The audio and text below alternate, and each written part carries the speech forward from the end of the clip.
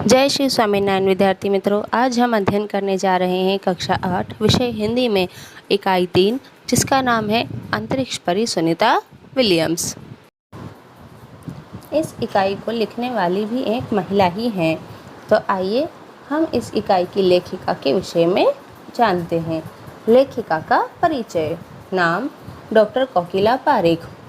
जन्मस्थल ओवारसद, जिला गांधीनगर, गुजरात। जन्म साल सन 1954। अभ्यास MA, MPhil, PhD। लेखन कार्य गुजराती और हिंदी दोनों भाषाओं में। साहित्य सर्जन किया है। महिला जागृति और हिंदी प्रचार प्रसार में उनका योगदान रहा है। अभी गुजरात विद्यापीठ अहमदाबाद में रीडर के पद पर कार्यरत हैं। 20 सितंबर 2007 को अहमदाबाद हवाई अड्डे पर अमेरिका से एक हवाई जहाज आ पहुंचा।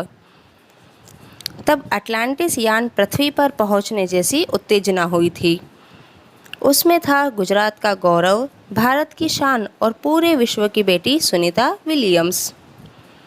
महिलाएं किसी भी क्षेत्र में पीछे नहीं हैं।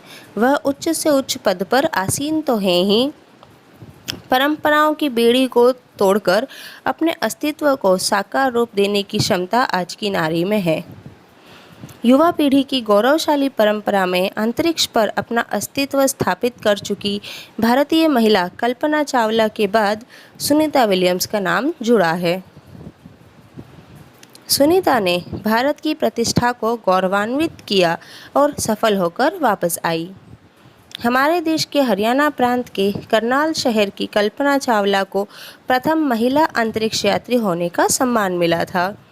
हमारे राकेश शर्मा भी प्रथम भारतीय अंतरिक्ष यात्री हैं। दुख की बात यह हुई कि कल्पना चावला हौसले की बुलंदी को छूकर हमारी कल्पना बन गई। कल्पना के स्वप्नों को और खुद के दिवा स्वप्नों को लक्ष्य बनाकर सुनीता विलियम्स आज इस मुकाम तक पहुंची है। सुनीता का भारतीय होना हमारे लिए गर्व की बात है। उनके नाम के पीछे विलियम्स लगता है, तो फिर भारतीय या गुजराती कैसे? तो यह हमारे मन में प्रश्न उठता है। सुनीता भारतीय नागरिक नहीं है, परंतु उनका मूल गुजरात से जुड़ा है। उनके पिता दीपक भाई पंड्या का जन्म गुजरात के मेहसाणा जिले के झुलासन गांव में हुआ था। उन्होंने आधी जिंदगी गुजरात में बिताई।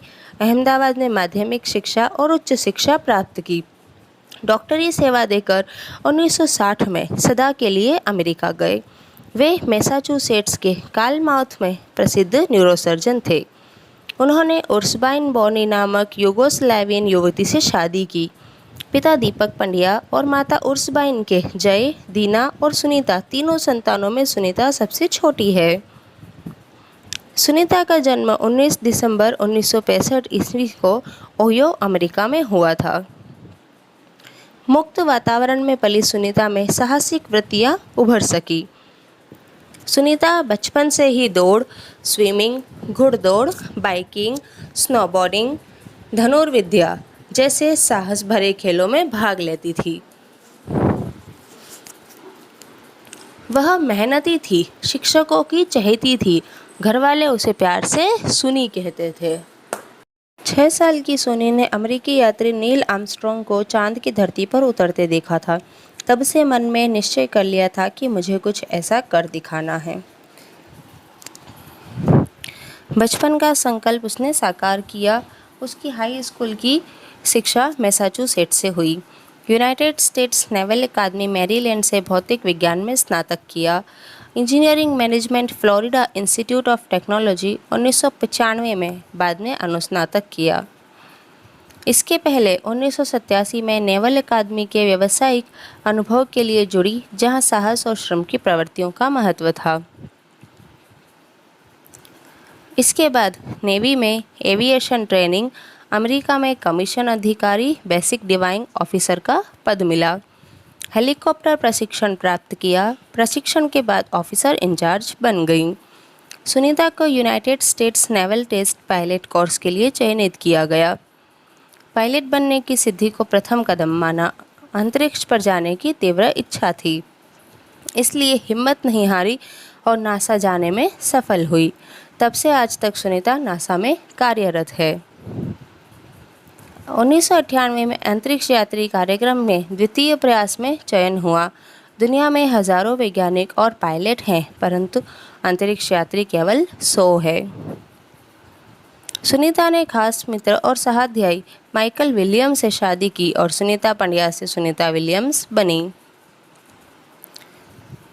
माइकल विलियम्स ने सुनीता की सिद्धि में साथ दिया। सुनीता को अंतरिक्ष परी बनाने में कल्पना चावला ने ही प्रेरणा स्रोत का काम किया है। पिछले 8 वर्षों में अंतरिक्ष यात्रा पर जाने वाली भारतीय मूल की दूसरी महिला की सकुशल वापसी से लोगों ने राहत की सांस ली। अपनी वापसी के समय उन्होंने कहा था, नासा के अभियान में कल्पना के साथ काम करना बेहद सुखद अनुभव था। हम दोनों की रुचि काफ़ी अलग थी, लेकिन भारतीय होना हमें एक सूत्र में पिरोता था। हम दोनों को भारतीय संगीत से बेहद लगाव था। कल्पना से मुझे काफ़ी कुछ सीखने मिला। जून 1998 में सुनीता को नासा के लिए चयनित किया गया। अगस्त 1998 में उन्होंने नासा में प्रशिक्षण प्रारंभ कर दिया। कड़े प्रशिक्षण के बाद सुनीता खुद अंतरिक्ष यात्रा के लिए तैयार हो गई। सुनीता बताती है, अंतरिक्ष स्पेस स्टेशन में ज़िंदगी आसान नहीं है। खाने से लेकर नहाने तक यहाँ सब कुछ कठिन है। लौटने में मुश्किल होती है। आरंभ में चलने फिरने में दिक्कत होती है। हड्डियाँ कमज़ोर हो जाती है। दिमाग तैयार होने में समय लगता है। सुनीता ने खुद को अंतरिक्ष प्रशिक्षण लेकर तैयार किया। वैज्ञानिक तकनीक भरे व्याख्यान, रूस में रहकर अंतरिक्ष कार्यक्रम तथा उनके यान आदि के बारे में जानकारी प्राप्त की। उनके गोताखोरी में अनुभव होने वाली भारहीनता से स्पेस वॉक प्रशिक्षण में सहायता प्रदान की। अंतरिक्ष यात्रा के संदर्भ में बहुत सी वैज्ञानिक जानकारियाँ और मुश्किलों के बारे में जाना। वे अंतरिक्ष के संभावित खतरों से खेलने के लिए पूर्णतः तैयार हो चुकी थी। सुनीता पूरी तैयारी के लिए 9 दिन पानी के अंदर भी रही। प्रशिक्षण खत्म होने में करीब 8 साल लगे। डिस्कवरी अभियान फ्लोरिडा से कैनेडी स्पेस सेंटर से फ्लाइट इंजीनियर के तौर पर डिस्कवरी मिशन में शामिल होने के बाद 10 दिसंबर 2007 अटलांटिस यान से सुनीता स्पेस स्टेशन पहुंची। 17 दिसंबर को अंतरिक्ष में चहलकदमी हुई। पृथ्वी से 360 किलोमीटर की दूरी पर कक्षा में स्थित अंतर्राष्ट्रीय अंतरिक्ष स्टेशन की गति प्रति घंटे 27,744 किलोमीटर थी। यह अड्डा प्रतिदिन पृथ्वी के 15.7 चक्कर काटता था, अर्थात सुनीता ने पृथ्वी के 2,967 चक्कर अपने अंतरिक्ष प्रवास में लगाए। इस अभियान में सुनीता ने 29 घंटे 17 मिनट तक स्पेस वॉक करके अंतरिक्ष में रिकॉर्ड बनाया। इसके पहले अप्रैल माह में 4 घंटे 24 मिनट में मैराथन जीतने वाली पहली अंतरिक्ष यात्री बन चुकी हैं। अंतरिक्ष के बोस्टन मैराथन में 4.5 घंटे में 42 किलोमीटर का सफ़र काटने वाली प्रथम अंतरिक्ष यात्री हुई। सुनीता ने अड्डा अंतरिक्ष में 188 दिन और 4 घंटे के सेनॉन ल्यूसिक का रिकॉर्ड तोड़ा। 6 महीने तक रहने का अनुभव है कि वहाँ व्यायाम करना बहुत आवश्यक है ताकि मांसपेशियों और हड्डियों की शक्ति बनाए रखी जा सके।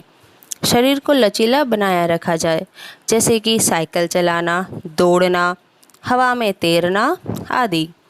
अंतरिक्ष यात्रा में सोना मुश्किल, रोज़ डिब्बाबंद भोजन, भारहीनता, शरीर के लचीलेपन की तीव्र गति से खत्म होना, मांसपेशियों और हड्डियों को तेज क्षति होने जैसी समस्याएं थी। सुनीता ने अंतर्राष्ट्रीय अंतरिक्ष केंद्र में 6 महीने प्रवास के दौरान कई महत्वपूर्ण कार्य किए, जैसे human life science, physical science, पृथ्वी का निरीक्षण, शिक्षा और टेक्नोलॉजी डेमोन्स्ट्रेशन जैसे विषयों पर काम किया। इसके अलावा सुनीता ने इस दौरान जमा किए गए ब्लड सैंपल न्यूट्रिशन से संबंधित अनुसंधान कर रहे वैज्ञानिकों तक पहुंचाए। यहाँ पर सबसे बड़ी बात मुझे यह लगती है कि हमारी पृथ्वी कितनी शानदार है। दुनिया को अलग नज़रिए से देखने का मौका और यह अंतर्दृष्टि मिलती है कि अपने ग्रह को कैसे आने वाली पीढ़ियों के लिए बचाएं। अंतरिक्ष मिलजुल कर काम करने की बढ़िया जगह है और यहाँ आकर ऐसा लगता है कि हम पृथ्वी पर क्यों विवादों में उलझे रहते हैं। नई दिल्ली के अमेरिकी सेंटर में अंतरिक्ष यान जब भारत पर से गुजरा तब वीडियो कॉन्फ्रेंसिंग के दौरान सवालों के जवाब देती हुई सुनीता ने कहा कि यहाँ से विश्व सीमाओं में बटा नज़र नहीं आता। यहाँ से सिर्फ दिखता है हमारा यह सुंदर ग्रामीण इलाके, सुंदर नज़ारे और आसमानी रंग के सुंदर महासागर, हरे मैदान और अनेक रंगों में ज़मीन दिखाई दे रही थी। यह दृश्य बहुत मनोहर था। 19 जून 2007 को स्पेस शटल अटलांटिक सुनीता समेत 7 अंतरिक्ष यात्रियों को लेकर धरती की ओर रवाना हुआ। पूरा विश्व सुनीता की सकुशल वापसी के लिए प्रार्थना कर रहा था।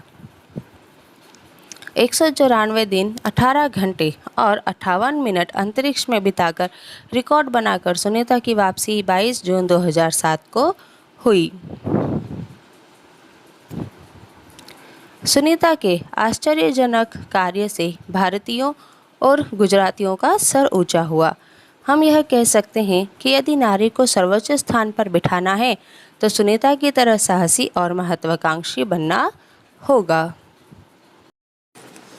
इस तरह इस पाठ में अंतरिक्ष यात्रियों की जानकारी के साथ साथ अंतरिक्ष परी सुनीता विलियम्स की जीवन, शिक्षा, अंतरिक्ष यात्रा के लिए परीक्षण, प्रशिक्षण, अंतर्राष्ट्रीय स्पेस स्टेशन, सुनीता के अंतरिक्ष रिकॉर्ड, अहमदाबाद में सुनीता के आगमन और छात्रों को प्रेरणा, लड़कियों और महिलाओं के लिए गौरव, प्रोत्साहन तथा अंतरिक्ष यात्रा में उनके द्वारा की गई खोजों के बारे में जानकारी मिलती है।